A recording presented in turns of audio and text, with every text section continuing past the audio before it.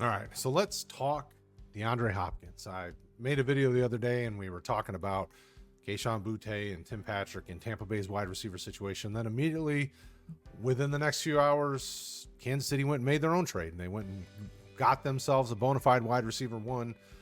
Had more injuries hit, with Juju getting hurt on top of Rashee Rice, who's already down for the year. They needed to bring in some reinforcements, and they made a steal going to get DeAndre Hopkins, who's been arguably one of the top receivers in football since he got into the league. So what do we do with it from a fantasy perspective? I mean, it's pretty clear that looking at how this team deploys its pass catchers, Travis Kelce is target number one, and it shows it here. Let's look at some of the numbers, even just from this season. Kelce's numero uno in targets. Xavier Worthy's right there. Then we see the obviously injured Rashee Rice.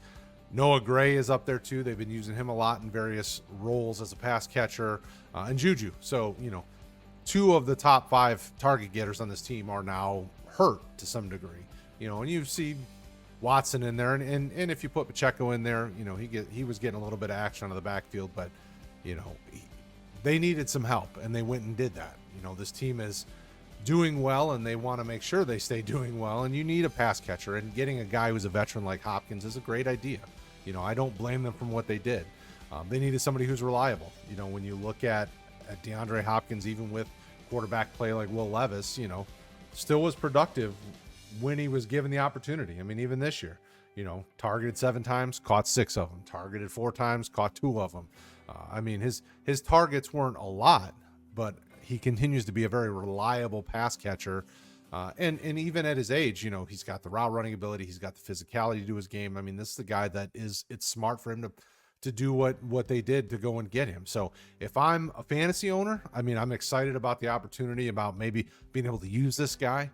But you have to look at it from 2 perspectives, at least from the dynasty side of things. If you're competing and you need a wide receiver depth, Godwin went down, Mike Evans, Rashee Rice, any of these other injuries that have hit you, maybe McCaffrey, if you're struggling and you needed some help, but you're still a playoff contender, this is a guy you could go and target probably for a future second, I would guess, maybe a young player in a third if you're lucky. I have him on a couple rosters, and I'm holding him because those rosters are contenders.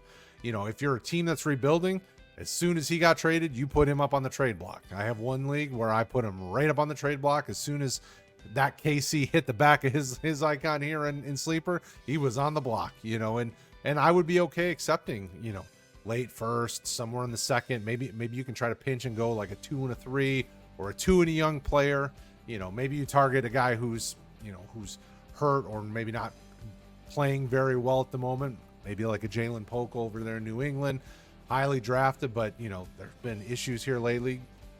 I'm all over that type of situation. I would do that in a heartbeat if I was the Hopkins owner and I'm not competing for a championship. Then for you guys that are playing just season-long stuff, this guy should be getting, a fair amount of targets every week. I mean, when you look at this offense, I mean, they're averaging somewhere in the 25 to 30 attempts a game. I mean, this is a good opportunity for a guy like Hopkins. We know that Kelce's target option 1 in the offense, but they don't have a trustworthy number 2. Xavier Worthy's had his moments throughout the season. He should easily have no problem sliding in as pass catcher number 2 once he's comfortable in this offense. So season-long guys, I would run him out. I would maybe not start him this week until you see how he fits in that offense. I'd probably give it a week, but then from there on out, he should be able to be a weekly starter for you. The other thing I wanted to talk about was Puka Nacua. There's been rumors about Cooper Kupp being traded, and I just wanted to put out there just kind of some thoughts that I'm having as a fantasy owner, as a guy who's got a Puka share in one league. I'm not super high on keeping him if I can get the right type of deal. I don't mind sitting on him either, though. Young player. If they do trade Cooper Kupp, he should then become true number 1 without any real competition for getting the top amount of targets. But he's had his up and down with injuries. Stafford's getting older. I mean, there's just a lot of reasons that if I'm in a situation where I have him and I'm either contending or soon to be contending, I don't mind holding on to him, but I do want to show one trade in the one league where I have him. We're in the middle of conversations. I've been talking about trading him for Braylon Allen, T. Higgins, and a future third. And this is kind of where we've been sitting at. And I feel fine with this deal. You know, I'm a T. Higgins believer. I like what he can do. I feel confident in his game, and you know, and I don't see Puka as a true wide receiver one for a long period of time. I think he's very talented and has a lot of value right now, but I think as we go through the course of the next few years, and as this offense is going to inevitably change as Stafford goes into retirement sooner rather than later, you know, you have to think, okay, where are we at? Are we buying low, selling high, things like that? I'm perfectly fine with this type of deal. You know, make sure you guys let me know in the comments if you're seeing trades with this guy and what you're seeing and how you feel, what you feel with him, how you feel about him.